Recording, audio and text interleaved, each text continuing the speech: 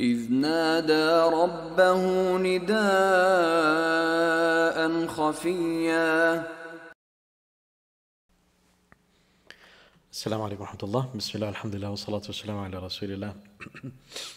Today's session we take a dua from the Quran, probably one of the most famous du'as of the Quran, which we hear almost every single Friday, anytime someone gets up to the microphone to give a talk or whatever it may be. And that is the dua of Musa alayhi salam that Allah subhanahu wa ta'ala narrates to us in Surah Taha. So Allah subhanahu wa ta'ala tells us in the Quran that He has commanded Musa to go to Fir'aun. اذهب إلى موسى اذهب إلى فرعون إنه طغى. Okay? O Musa, go to Fir'aun because he has oppressed. He has become an oppressive person in the land. And so Musa alayhi salam's answer and response to this is قال رب اشرح لي صدري ويسر لي أمري واحلل عقدة من لساني يفقه قولي واجعل لي وزيرا من أهلي هارون أخي. So it's kind of a two-part thing. Number one, the part for himself, and number two, the second part for Harun alayhi salam, which we'll leave for that another time inshallah. But the focus is on what does Musa alayhi salam ask Allah subhanahu wa ta'ala with regards to assisting himself with. قال رب اشرح لي صدري. Oh my Lord, open my chest, make it easy for you. ويسر لي أمري, and make my affairs easy for me.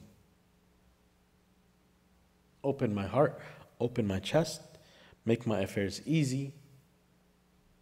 Asking Allah subhanahu wa ta'ala for His blessings, because he's about to undertake one of the most difficult jobs any person could do, which is to go face to face with a tyrant, a tyrannical ruler, and tell them what you are doing is wrong.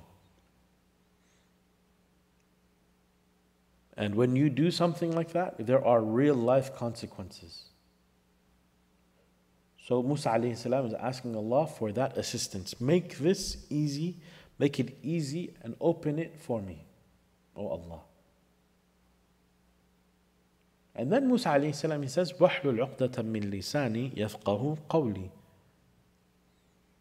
And remove from my speech, untie the knot from my speech, my tongue, so that they may understand my speech.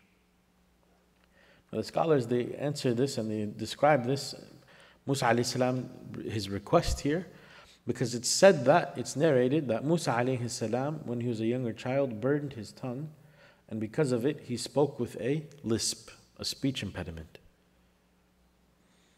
Allah subhanahu wa ta'ala is sending to one of the greatest tyrants the earth has ever seen, Fir'aun.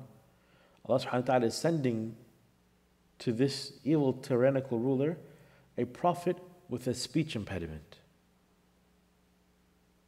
And so Musa alayhi salam is concerned with the people responding to his speech, so that they do not use this as a way or a distraction from accepting the message that he's coming to them with.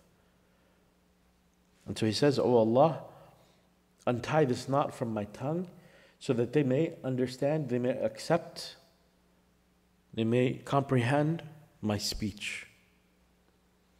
And one more thing about this before we wrap up is that Musa alayhi salam could have asked Allah subhanahu wa ta'ala for the same thing in a different way. He could have said, "Oh Allah, make me a great public speaker."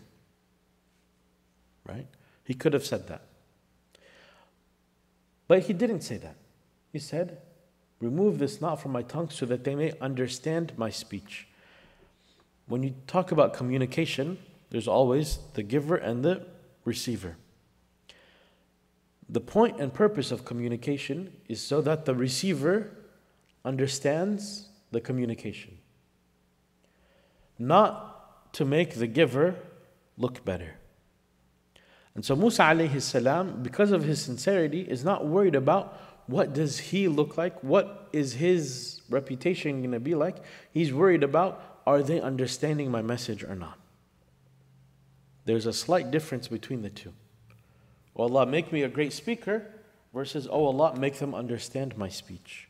One of them is focused on yourself, almost as if it's showing off, and the other is focused on delivering the message so that the people accept it and understand it.